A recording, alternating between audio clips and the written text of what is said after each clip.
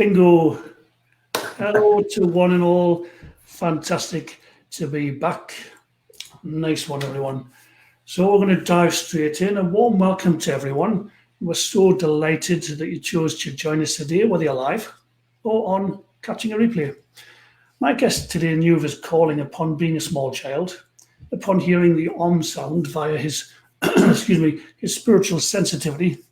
This early encounter was to set him on a path of exploration, self-discovery, and service to so many people on the earth plane. At the age of 11 and some 53 years ago, he embarked on martial arts training and energy healing. This culminated in shamanic healing, acupuncture, and Taoist healing. In 1983, he began a healing practice in London, where he saw clients on a one-to-one basis, and it soon grew to be the largest of its kind in the world. A rough calculation of this period gives over 1 million client sessions, which is staggering in anyone's language. My guest went on to have his own TV series, newspaper column, radio interviews, and the like, which combined will have reached many more millions of people. He's a best-selling author with 23 books published, has had celebrity clients, a musician, a DJ, producer, the creator of world-class AMP series, a program which will help you to fulfill your mission in this lifetime and manifest your desires. Ladies and gentlemen, it's my honor to bring you the amazing Barefoot Doctor, Stephen Russell. Thank you so much for joining us. Oh man, I should have that every day. That is what I need to hear. Everything I thought at the beginning, I said, that sounds a bit like me. And then, thank you. You boosted me beautifully.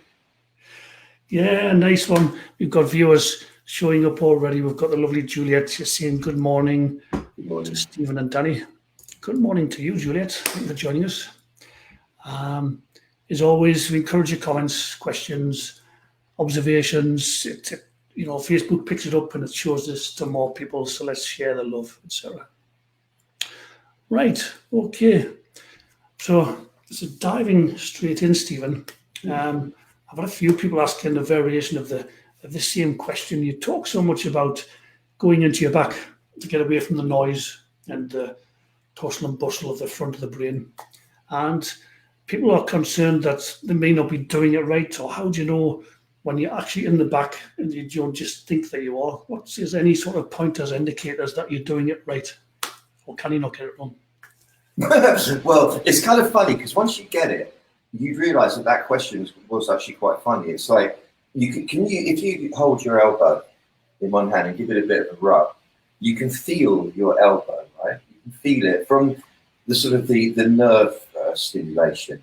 Now, if you let your mind, as you keep doing that, travel into your elbow, so that as if you're like a little Buddha with your face on it, sitting inside the elbow joint, watching this big hand doing that over the surface of where you're sitting.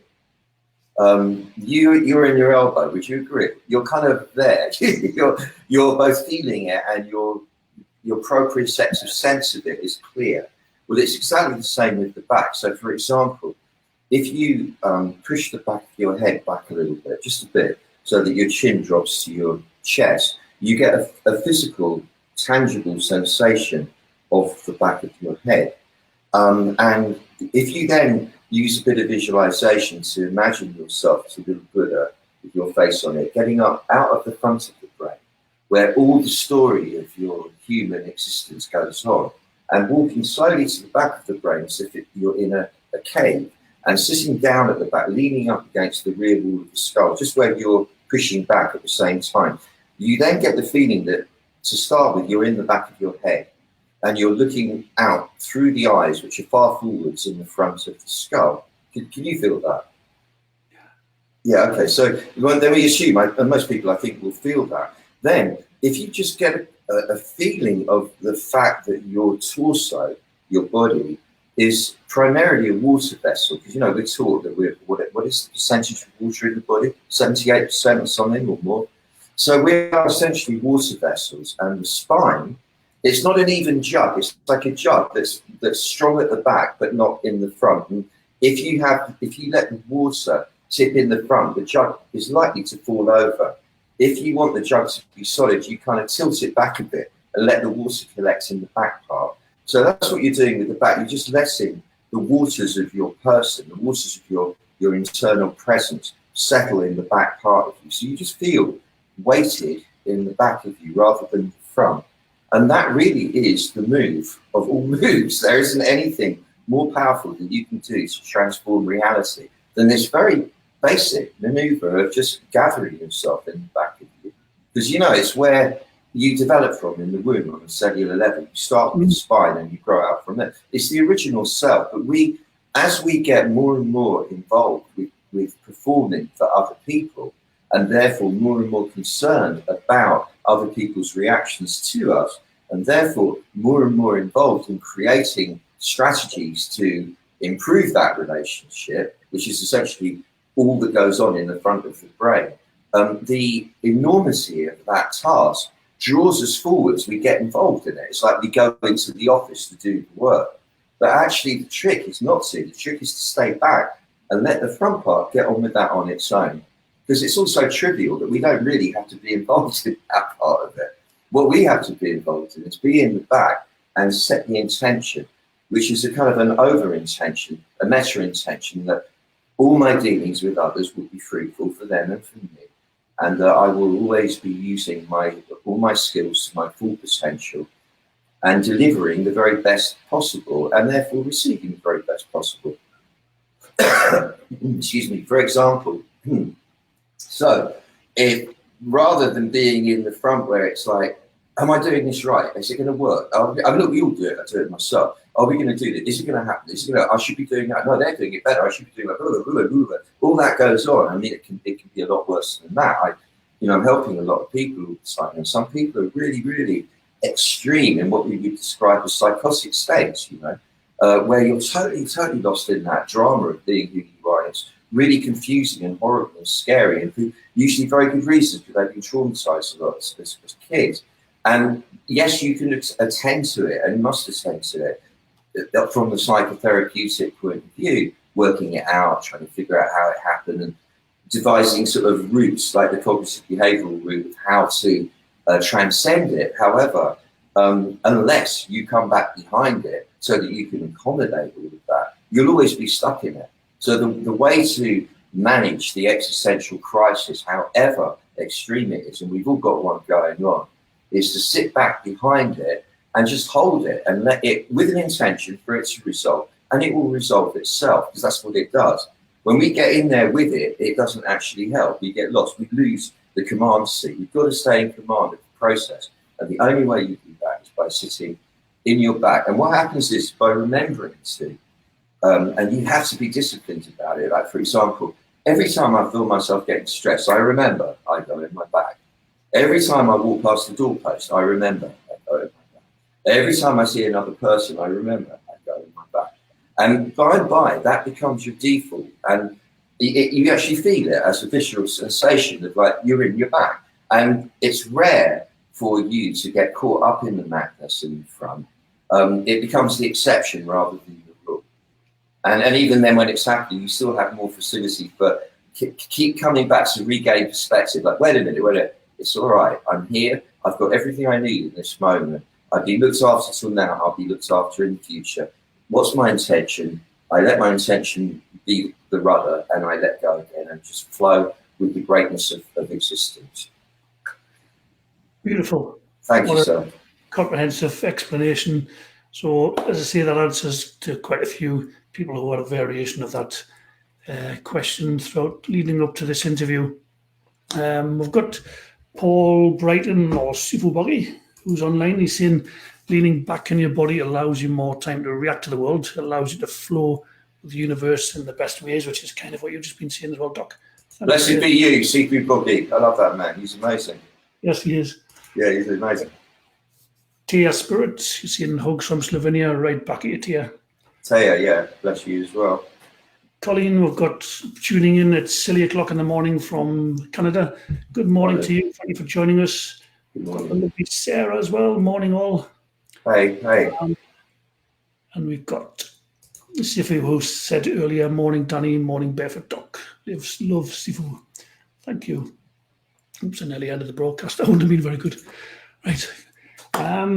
This is something I've been wondering for the longest time, Doc. And it's, if if this is a dualistic universe, you've got the yin and the yang. You can't have up without down, left without right, hot without cold, and all the rest of it. Does it follow that knowing this, can we never have a world where peace is right across the world? Like, do you know what I mean? Has it always got? Yeah, I do. It's a good question. Yeah, I think from empirical observation, which is subjective, of course, and isn't like the ultimate truth, and everything can change. From what I see, looking back through history, looking around it, the way that the Taoist thing works is in the manifest world. As you said, you have the yin, you have the yang.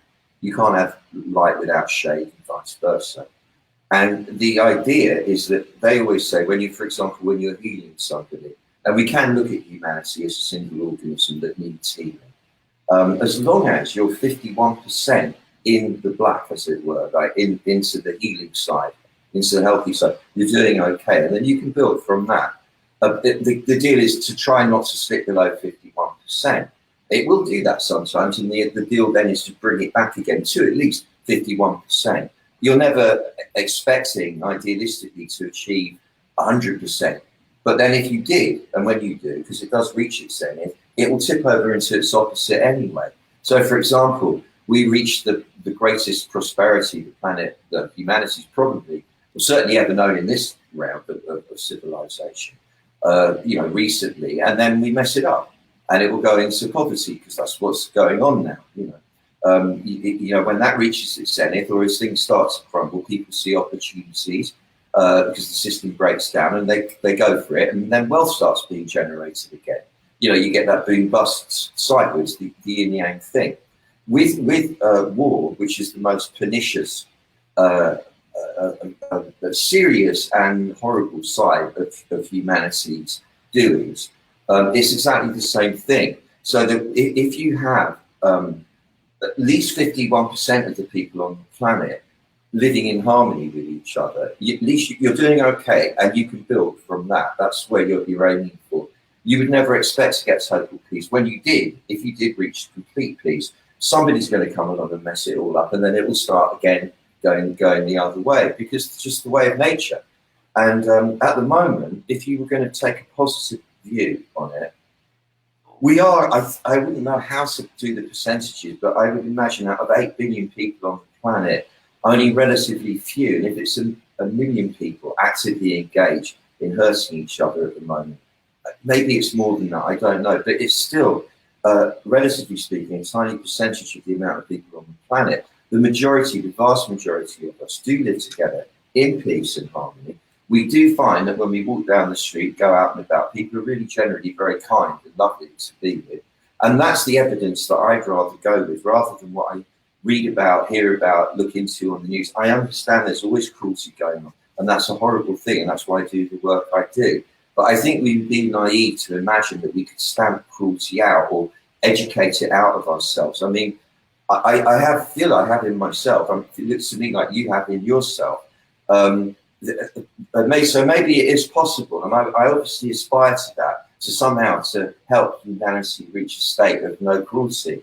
I don't know if it's possible. Meantime, what we do have to deal with is the reality. And, there is cruelty, but most of us are really kind. And if we can keep promoting that, keep focusing on that, it will grow. And I actually think it is growing. I'm coming across more and more lovely people. I think more and more lovely interactions with people all the time. And it does seem to be, I think most people I ask this to, they agree. It's growing. So something good is happening. Something good is happening. I like that answer. And you're right. I know, in fact, I don't know of anyone in my life or in my sphere who actively, deliberately goes around hurting people. I just don't. So thank you for that. I want to sort of switch tact a little bit. And you did a live webinar to your email list, and anyone who's on it on Thursday night, you're referring to them as the miracle sort of webinars. People who the online miracle meeting. Online, yes. For those people who've got the miracle mindfulness meeting. Right. Anyway, I've been to the two you've done so far, and I always get inspiration from them. And this is for people who've done your Amped Miracle or the the first two as well, or people who are looking to get into it, and you get value, great value from them regardless. And you mentioned you picked up briefly on psychic protection and astral projection. In my year, picked up because I think I've done over the years astral projection. Haven't done it for a long time, I must admit. So I'd love you to talk further on psychic protection and astral projection. The two are going to be linked as well, anyway. Yeah, thank you. Well, yeah, because before you astral project, you must psychically protect yourself. Protect then project, I think is the motto. And I learned it from my teacher of Taoist medicine, acupuncture, all of that meditation back in New Mexico about 40 odd years ago. And I was very excited to learn the astral projection. What's fascinating about it is the way it was explained to me and the way I've experienced it subsequently, is it's not an activity separate from what we're normally doing. In fact, as with all these Taoist techniques, we are actually already astral projecting constantly, all over the place, throughout time and space. And what the Taoist thing does, it just makes you cognizant of what you're doing, and then develop the game a little bit, develop your game in it a little bit through very simple exercises, and which I'll share one or two with you. Yes, but first, the aspects of you that does astral project, we could give it a lot of names, call it the spirit body, or the soul, not the soul. The soul seems to stay steady in my experience of it, or the way what I call the soul seems to sit steady, but it's the spirit body, like the astral body. Actually, the astral body flits about all over the place, and when I'm cognitive of it, I can see it. It's doing it. I'll find myself looking out through the eyes of a woman in Montmartre in Paris in 1890 suddenly, or out of the eyes of a guy in Berlin in 1742. Like bang, bang, bang. It's happening all the time, and that's why I often question the whole past life notion. I'm not saying that I don't know. Who does? And it does make sense. But I wonder sometimes if there's nothing quite as personal about it. It's more just that we are everywhere all the time. We are one presence, and the deeper inside we go to the deepest level of consciousness within, where we then become one with the one present, we aren't necessarily all over the place. I mean, we are everywhere all at the same time. And the way the human experiences that is in the binary on-off digital 0-1-0-1 dynamic, where you are oscillating between two realities. So you're suddenly here, then you're there, and you're here, then you're there, you're here. In fact, you're everywhere all at once, but you can't appreciate that with the human mind. So it does that oscillation trip. So that's what we're doing. We're learning to take advantage of that situation and then direct it. And there is a visceral sensation of movement, and it's very powerful. There was also a whole issue about why are you doing it? I suppose the ideal reason for it is that you're doing it to heal somebody, because if you can go into somebody's body, you can heal it from the inside. I've done it many times and had to prove that it works as well. So like when you're doing distant healing on people, you can do it. I do it often just by sending energy to them and seeing them receive it and so on. But if it's really important, I find myself drawn to be inside their body and start messing with the cells from the inside. It doesn't happen often. It's not something you can try. You get called upon to do it somehow from within. Now, firstly, to protect this spirit body, this astral body, because if you don't, you're theoretically at least opening yourself to all sorts of influences you might not want to, malefic influences you wouldn't want to take on. So the main thing is that you have the intention to be safe and protected. That's what really does it. Like when I was studying Chinese medicine, there was a lot, tell me, master, what protects us against people's illnesses? How do we protect ourselves from taking on people's syndromes? And he said, it's very simple. The physician is immune. And that's it. And then subsequently he went on to show me different protection devices, but it's just knowing, like you said, the physician is immune. And you get that and you're okay, that's it. That's what it is. So the first stage is to go, okay, the astral body is immune. I'm immune from all malefic influences. It's important to say that to yourself, because that's the intention. Then you can either do this, you can picture light moving up the rear of your spine from the base of the spine to the crown of the head, and then moving down the front of the spine between the legs again. As you breathe in, you let the light shoot up. As you breathe out, you let the light shoot down. And you're creating an orbit, a circuit of light. And this circuit of light is both refining you, your strength on the way up, and purifying your system on the way down. So it's making your unit a really powerful entity. And at the same time, it's protecting you from all external influences that might otherwise be to your detriment. That's the most important one, probably of all. Plus, it's the one that keeps the integrity of all your many bodies, as it were, in place. The one that's most practiced in the Taoist thing as a sort of a protective device in the martial arts, and it does work in a really remarkable way on a physical level even, is that you're sending the energy in a circle around you counterclockwise. It's like you're in the midst of a cylinder of light. Light moves 186,000 miles a second, and it's spinning around you in a counterclockwise circle like that, but much faster than that. And as it's doing that, it's casting off any energy or any influence that isn't for your good. Any influence that might otherwise harm you or delay you, waylay you, or mess you up in any way at all is banished. Bang, it's cast off. It's gone. And you sort of see it go off behind you.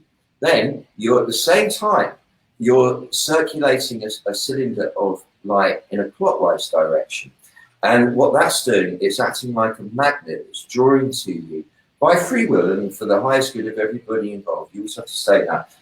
All those people and resources and influences and energies that will support you on your mission, will help you be strong and provide for you in every way, emotionally, physically, financially, in every single way. You're drawing it to you round and round, and then you go, okay, that's it. I'm in receipt of my good. I'm protected from all harm. I'm free to go. So that would be, I'd say that would be a good little routine. And I do that every day myself, every day anyway. And now with the astral projecting, and as I said, remember, this is not something extraordinary. This is something that we're all doing all the time anyway. Or let's assume that. I would never wish to say this is how it is. It's all subjective anyway. But if we assume this, it's an interesting stance to experiment from, and then watch the result. So you have to assume, therefore, that you have the skill already. It's not something that you're an idiot, you don't know how to do it. You know how to do this. We're just reminding ourselves that. And this exercise is one that is used to wake the awareness up. You know how, it depends how you want to do it. The best way is you get down on your belly and you do belly crawling like a soldier. You know, when you walk on your elbows and your legs are pretty still and you're just pulling yourself along. You basically get on the floor with your elbows on the floor and you picture yourself doing that. You don't actually do it. You just picture it with your eyes closed. And what you find is that after once you get it, there's a sort of motion goes through the body, and each elbow thrust, as it were, projects you about 10 meters into the forwards. And you're going at an incredible rate as well. You accelerate to such a speed. I always tend to put myself on the Nazca lines in the Atacama Desert in Chile because they're very, very flat and straight and long. And I'm off from there. I go and I'm off into space.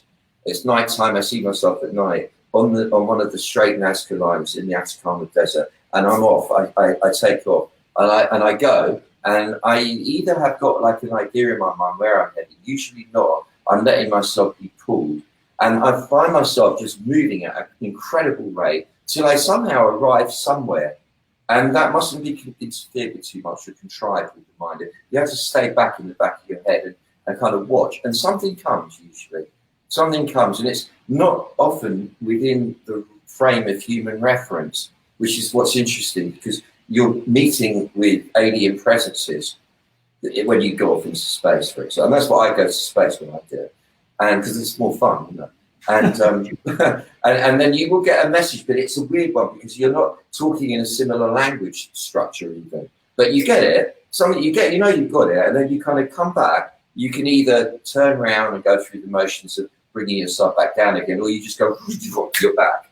You don't have to make a big deal out of it. Because it's not actual physical journey, you must remember. If it is with to heal somebody, which is the other thing, but that is an act of service as opposed to getting off, because that thing I do to get high. This is an act of service. I tune into the person, or I'm told to tune into them, right? And then I let myself, I go to them like that, and I'll get there, and there'll be an entry point in through their body, and it's at a cellular level. So it's not like a gross entry level. I don't have to find any openings in their body to go through. It's cellular. I'm suddenly inside them, and I'm able to operate. I'm taken to where I need to go to fix. And it's like a plaiting motion I've always found. You see breaks in light. There's light lines that get broken in places, and you plait the light together. You plait it. That's my experience of it anyway. Probably different for everybody.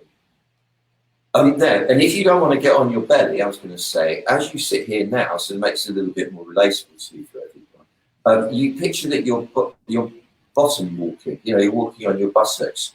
When you do that on the floor, you sit on the ground and you walk with your buttocks, and each stride of your sit bone, as it were, is thrusting you forwards at a prodigious rate and great distance. So you're really like wham, wham, wham, and it's like, ooh, and eventually you just got to take off. You can't help it because you're going too fast to stay on the ground. That's the technique I've passed on for today. But you have to practice it on a kind of daily basis for a bit, and do remember to protect yourself first. It's really important, at least just to say, I'm protected when I do this, so that you feel and remember that you are meant to be. The mind does control it all, so you have to be clear about all these things. Otherwise, you can get a bit messed up. You've covered so much there. I know someone called Bob Paddock had questions surrounding, psychic protection techniques. How can we, develop this ability to astral project? And you've just covered it all so beautifully in there. I'm going to nip the comments a second, Stephen. We've got some more. Where's it gone? No, I want to ask you something. Because you see, I have one of my biggest challenges of all is being able to see. I know other teachers would never say that much in one go. There's no way they would. For me, I can't help it. And what I need to learn is, how do you break that down into what I would call baby steps, so that people go, yeah, I get that. I always feel I'm insulting people's intelligence and wasting their time for no reason, which I do think is what most people are doing when they teach this stuff. It's like, oh, come on, you can say that in 2 seconds. You don't have to write a whole book about it. That's my thing. And how do I translate what I do into steps that people go, oh, I get that, thank you. All right, next one. And you're not insulting me by making it this simple. That's where I need help. Thought I'd just say that. If anybody could give any help to me in that respect, I'd be very glad to receive it. Maybe people don't want you to do that. Maybe keep complex. You mean keep it complicated? No, I mean that. I don't think the way you've described it is complex. To be honest, 20 years ago, I got a book out on how to astral project, and I found it convoluted, impractical. I kind of was a bit more confused than when I started. Yet, if I'd had you telling us 20 years ago, you can use practical steps, like walking on your buttocks or crawling. Imagine you're crawling on you like a soldier. That's easy, practical, actionable steps. Do you see what I mean? So perhaps you want to see. You. Yeah. You're a real good healer, you are. Thank you for that. It's very important for saying that to me. Thank you. Yeah, that's my big thing in the moment. Stay true to your way. Stay true to your way. Because I'm really tempted to keep going, I think I should be doing it like that. That one. Drawn to you because you are the way you are. You explain things the way you explain things. And so keep going, yeah. Just go in the comments. We've got my mate, Angela Richardson, jumping on. Hi, I'm Angela. Thank you for joining us. We've got Judy Kennedy saying, good morning, guys. Nice to be here. Hey, Judy. Carol's saying, morning, gents. Stephen and Danielle, catch up later. That sounds amazing. Nice to see you. Kathy's saying, I'm really finding benefits from staying in the back of my head, a technique that Doc mentioned before. Brilliant. It's so calming. Grace is saying, morning all. Morning to you, Grace. Colleen morning. Saying, I find I can actually see as you explain and agree with Danny. It is easy. Yeah. Oh, good. Thank you. Endorsing that current comment. So, yes. Lonnie's asking, what have you seen or experienced while astral projecting? I know you touched on aliens and the like, but have you got any sort of poignant examples or experiences, encounters while you've been consciously and deliberately out with your body? Well, what was interesting was the sequence of events in New Mexico, and I was learning it, because I remember it really clearly. I was taught this, and then I found myself drawn to blue light beings, like electric blue beings made of light.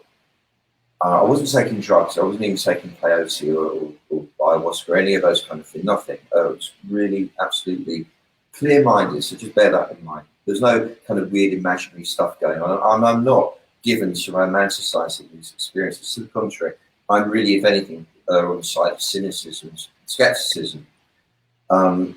Having grown up in London, you tend to be that way a bit, and so I'm not given to, oh wow, it's got to be like, yeah, no, you've got to prove it to me before I actually really, get it. So just bearing that in mind, I get drawn, and I find myself not too far into space, sort of fairly near where we are. These blue light beings sitting in a kind of Stonehenge-like formation, and like a committee, which they welcomed me into. They then point to me to a similar configuration of blue light beings above what's called the Vale of Health in Hampstead in North London, which is on the sacred hill that London was named after by the Welsh originally, Clendane, the Sacred Hill, and then the Romans, Londinium, and they dedicated the city to Isis, the goddess. That's significant, actually. So I don't know anything about any of this. I find this secondary circle of blue light beings hovering above there, where I was born, by the way, and where in about a year from then I was going to be going back to set up, start the mission. And I was very nervous of leaving New Mexico. I'd been there already 3 years, and I didn't want to leave there really. I knew I was going to have to, because it was telling me that I was going to have to be sent out on the road to do stuff. And so they were saying, it's okay, you can come here, we keep it safe for you, you're all right here, you can come here. That's the message. And then I had further experiences of being drawn to one particular blue light being. He would talk to me about all kinds of things, actually. And it had a shape, the face was very much like those statues of pharaohs that you get when Tutankhamun and whatever, that kind of look. Anyhow, the next thing I get taught was that Taoist practice originated probably a minimum of 25,000 years ago, from the time that the first visitation came. This is what the Taoists believed originally, from Sirius, the star that is 8.6 light years away from our solar system, and that all our knowledge, all the Taoist knowledge, acupuncture, and all the rest of it, the pyramid building, everything that we know that's important, deep, came from those guys, from those people. And they came twice. And if you check it, pretty much every ancient culture on the planet corroborates that, from the Dogons in Timbuktu to the Aztecs. Everybody has references. I think it's even, you can find it in the Bible, in Genesis, if you're clever enough to look for the hidden messages there. Anyway, that was made big. The Japanese actually apparently all believe that they all derive from Sirius, aliens from Sirius. Anyhow, apparently the Masons, the Masonic secret at the top level is that they are in touch with, they have psychic connection with beings on that star system, on planets presumably around there. Sirius is what the Egyptians worshipped as Isis, and the Romans as Isis. London was named after that goddess. That goddess was that star. And I was told that bit. And they're blue light beings. That's what I was told, yeah. And they're blue light beings. Anyway, I get back to London about a year later, and my friend Frank had loads of amazing books in his bookshelf. And one fell off into my hand, as they did. Cosmic Trigger by Robert Anton Wilson. It opens up. Many people since 1975 have been reporting psychic connection with blue light beings on Sirius. It's like, wow. Then Benjamin Cream, the guy who was the betrayer in London, like he rates himself as a messianic being or channeling one. His second in command came for treatment, said, I really want you to read Benjamin's book. And that morning I've been thinking, Jesus, John Lennon, I'm sure they're on Sirius. I'm sure that's where you go when you die. Honestly, that's just a thought I had. He showed me the book, opened it up, and Jesus and John Lennon are alive on Sirius. It was like, wow, man. Anyway, it's all, well, for what it made, that's all just the anecdotal snippets. But that I have a very strong awareness of that serious connection spontaneously. This goes beyond belief. I know it because I've experienced it. The Taoist technique that I work with in super healing, it's an online training and an event I do.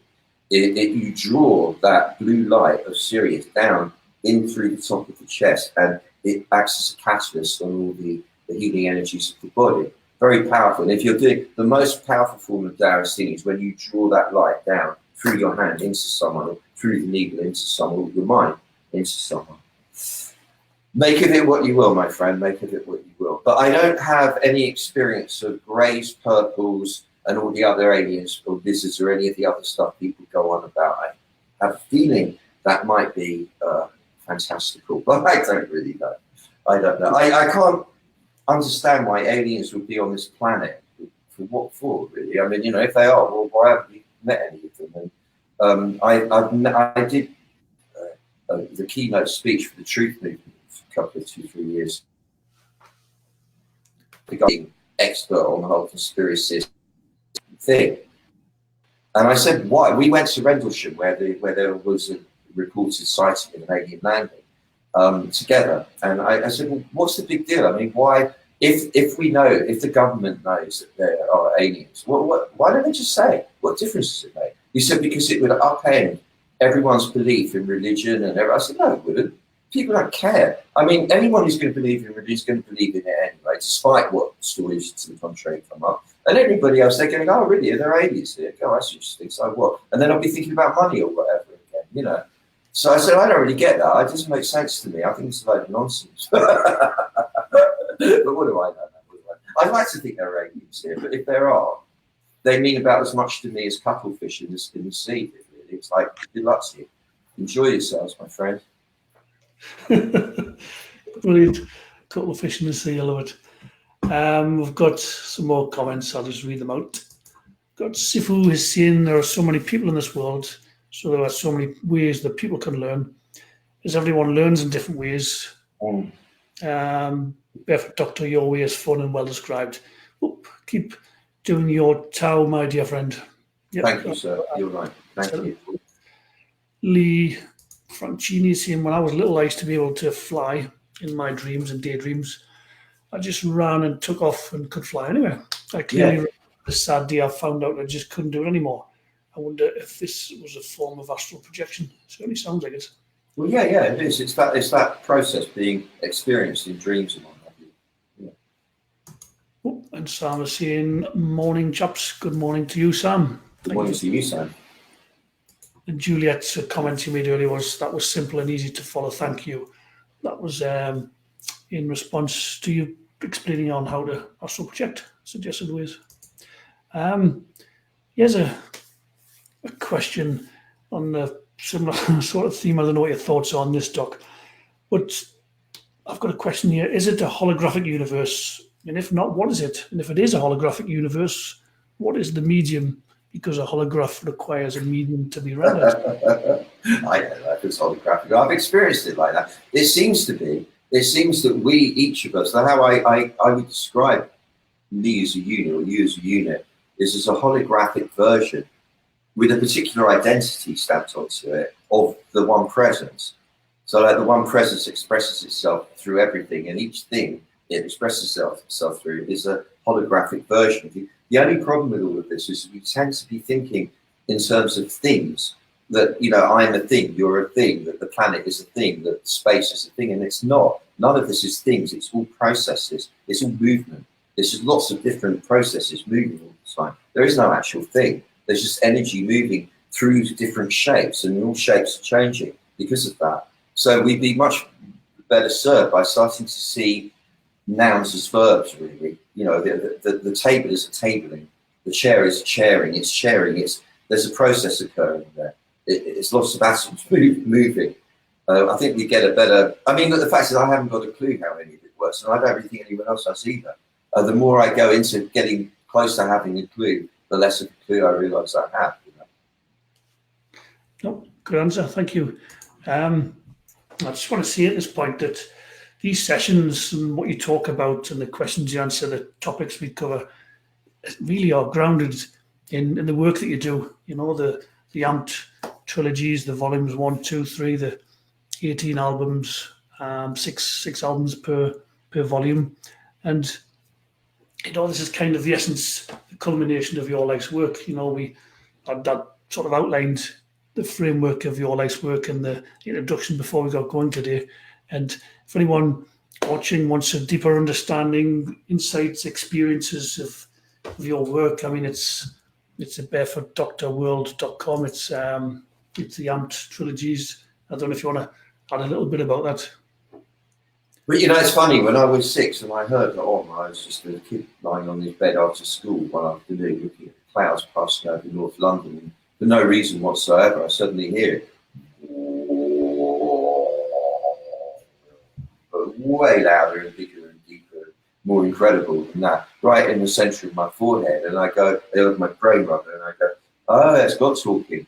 And what God was saying to me, like the universal engine room, I knew it wasn't a man, you know, I got that already, but it was saying there's a connection through the sounds. Everybody has the connection. You must remember, must remind people this is the connection. And it's somehow, it's not only the sound, there's other things too, but that was all I got from it. Not only the sound, there's other things too. So like my whole life's been all about that, you know, like creating a sound carrier. That's all I've been trying to do constantly, to create a sound carrier that would bring the message to everybody. Look, you're it as well. We're all it. We're all it. We're all it. And that's the job. I don't know why it's my job, but that's the job.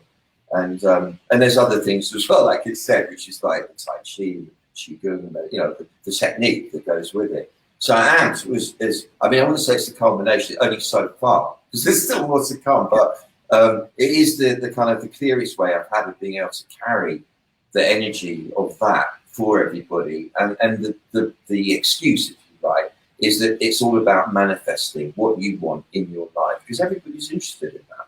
And that's the angle of it. It could be about attaining total peace, but you know, it doesn't matter what excuse you give it. It's all about connecting with the Tao. That's what it is, and remembering that's what you are. Once you do, everything changes. It changes anyway, but it changes in a much better way once you remember that's what you are. Yep, nice one. Nice one. So it's the barefootdoctorworld.com, which I'll bring up in a moment. I'm just going to give Lynn Whitman a shout out. She's saying, hi, Stephen and Danny. It's the first time following you both. So it's fantastic to have you here. And she follows up by saying, Danny from the Northeast, how can you tell? I'm currently sitting in Gateshead, Tyne Weir, and she's saying she's from Sunderland. Very interesting talk. Thank you for joining us. So good to have you here. I've got a bit of going off on a tangent. I was sent a question today by Tanya, who's in the AMP group, the Facebook group, and I know she's you know, been following your work for years. And she was saying yesterday while I was out in the garden, I was stung by something. I keep bees and I have been stung a few times. This one was unusual because I was not near the hive or in their flight path. I wasn't smelling a banana, which they don't like, and I wasn't bothering them in any way, shape or form. And I had a big allergic reaction, which was a bit of a surprise. My mouth and tongue swelled up and I couldn't talk properly. So my question would be, how on earth does that happen? Do you, Doc, believe in bad luck? What do you think could have been going on there? Any thoughts or insights? Well, I don't so much believe in bad luck. Bad luck's a way of describing something, isn't it? I don't think in those terms because, for me, everything that happens is happening for a good reason. Even when it really hurts or feels horrible, it's happening to show me or bring something right that needs to come right. So I prefer to assume that when being stung by that, it was to show you something. There's something's going to come from it that's going to be good. There's some learning, some understanding of yourself, a strengthening of the body's resistance. I don't really know. You could try Apis Mel homeopathic remedy, 30 potency probably would be the one an hour. That might help. If you want to go deep, I'm not totally sure. Check with a homeopath, but you could take Apis Mel, say 1N, because that would get you into your bee self and help you regulate the relationship with the world of bee. of these. And but I wouldn't say bad luck. No, I'd say that everything is the Tao. So whatever it was that stung you was also the Tao. Remember, the Tao has got its dark side as well as its light side. When it's in manifest form, it's got its yin and its yang. But behind both of those is the presence that is pure and beyond good and bad. And if you can connect to that stung you, that behind the actual thing that stung you, something happens that causes an understanding, a revelation of some change in the relationship between you and the sting, as it were, and seems to help the healing process. Seems to. So that was one for you, Tanya. Thank you for submitting the question, and thanks for all the questions that we've had today. Great questions, eh? Yeah, it's been very enlightening, insightful, and interesting, fascinating even. So just before we go into a guided visualization, which I'm hoping you're going to gift us with, you can obviously check out more of the doc's work after this broadcast on barefootdoctorworld.com. You know, there's loads of cool stuff on there, as I always say. I recommend you get on his emailing list. And there's so much information on there. It's a cool place to hang out for. Thank you. Yeah. I do my best, and if it wasn't for the invaluable help of the amazing Whirly, I would not have even a website. Big shout out to Whirly. Thank you for all that you do. And thanks for sharing into the relevant groups. But only while I'm thanking, I want to thank you too, man, because you are so lovely and gracious and generous. I have to jump in here because otherwise you won't give me the space.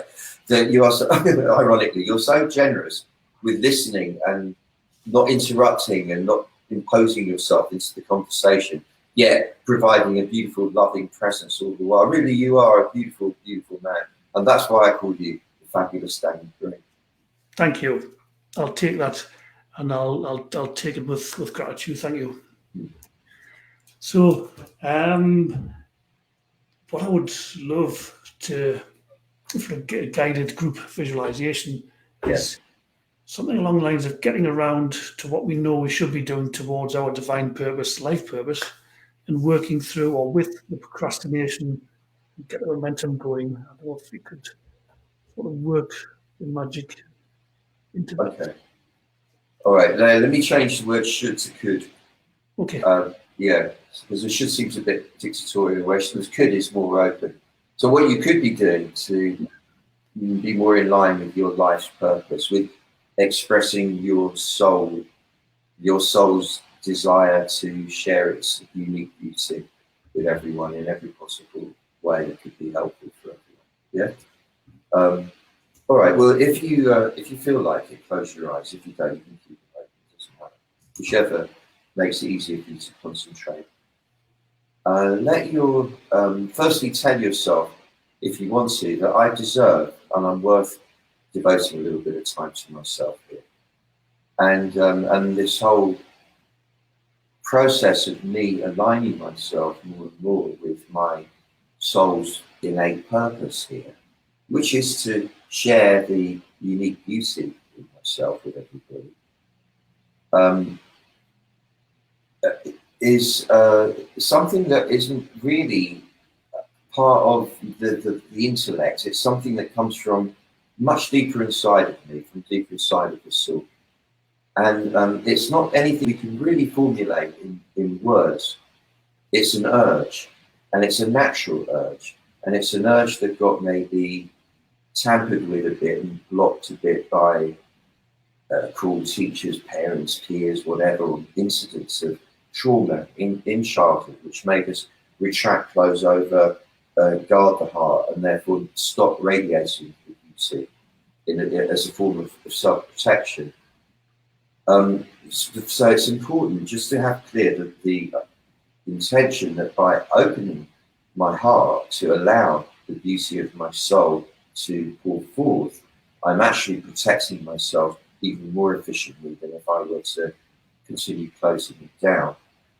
Secondly, that I don't need to know what my actual moves are. They will be revealed to me through impulses that will come, usually through a quiet voice, repeating itself with certain frequency over time. You need to be doing this. You need to be doing this. You know, that will keep repeating. They're the ones to look for. And that it's not a matter of feeling bad if you're not doing anything. It's not a matter of feeling you're wasting, because you must assume from right now, the way you are is how you're meant to be. And the way that you're being is exactly how you're meant to be being to express your soul's purpose at this point. And it's going to change. It's going to change by you doing this, in fact. And that's okay as well. But not that it's changing because you need redeeming or that you've been wrong. It's just next stage now, next stage of the process.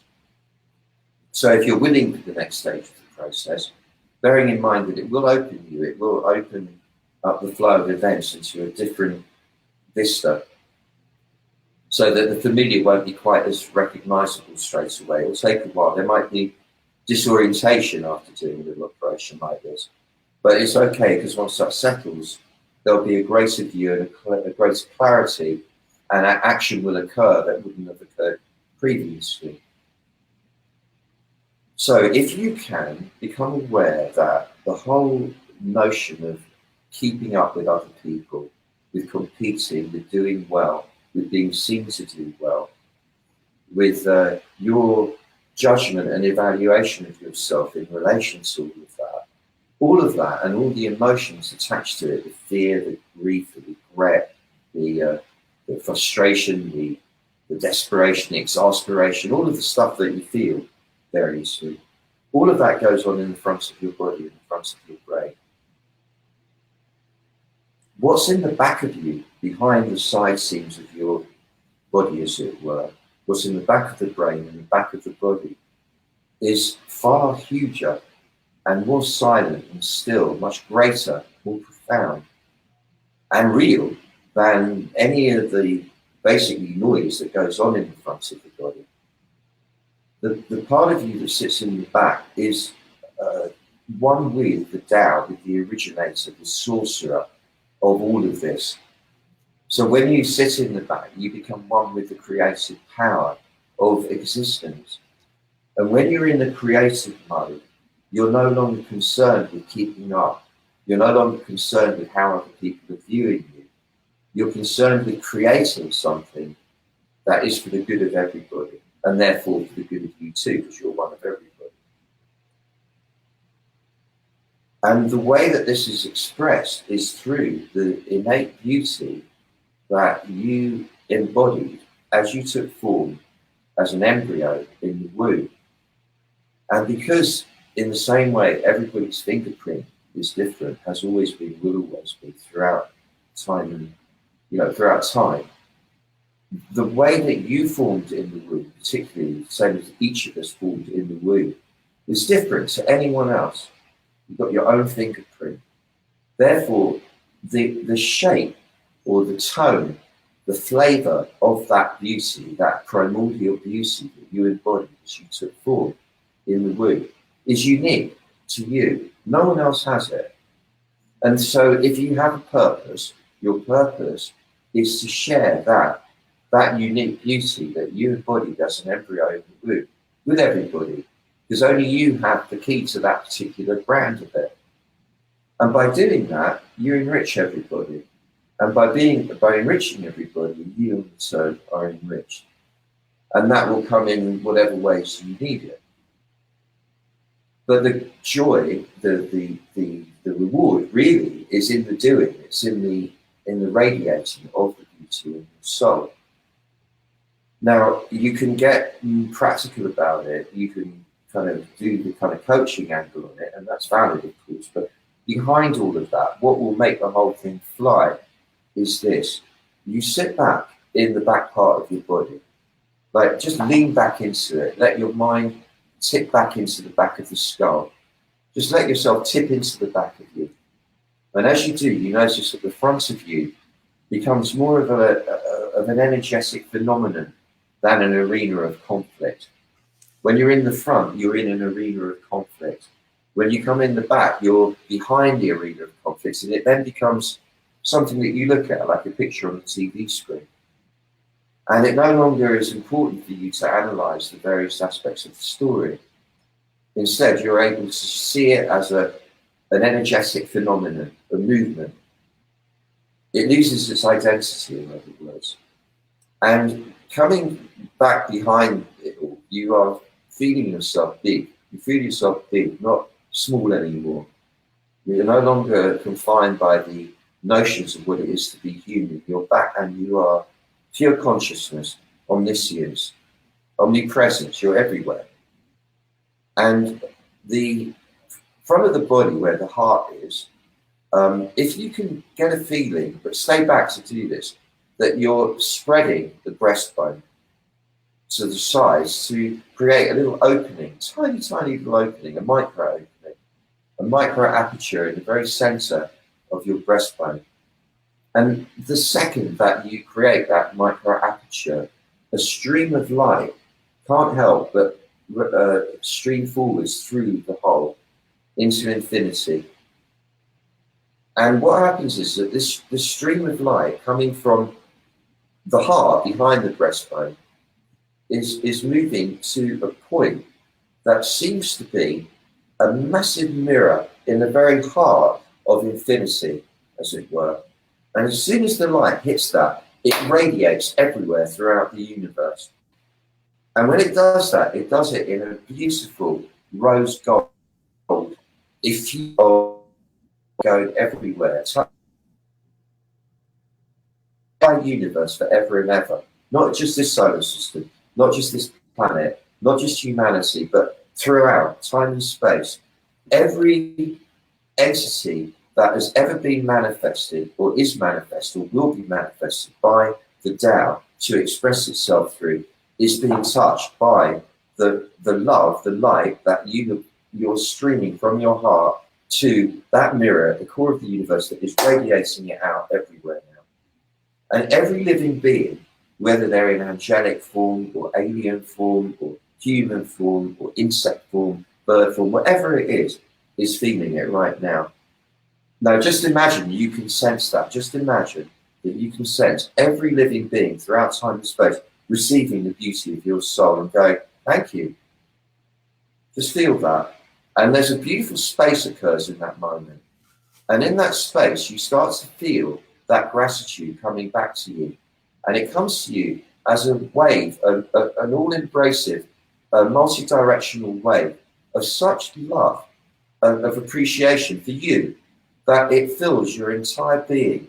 It makes your face tingle. It makes you almost want to cry with the gratitude for it. The honor, the humbling honor of receiving the gratitude, the appreciation of the entirety of existence right now, the beauty of your soul that you're radiating. And all you have to do to keep that moving is to keep seeing that stream of fine light going out from your chest into the core of the universe, where it hits that mirror and bounces off everywhere, all at the same time. And remember that by doing this, what you're actually doing is activating all the practical level of stuff that's going to happen for you to do your mission, which will be that you'll be given guidance about how to form it, how to tell other people about it, how to actually do it, and so on and so forth. But the important part has already been done. And if you just revisit this for a moment every day, it will strengthen that process. And before long, in no time, you will feel yourself. You'll be going, yeah, I'm doing it now. I can feel it. I've reached the next level of transmitting my unique gift to the world.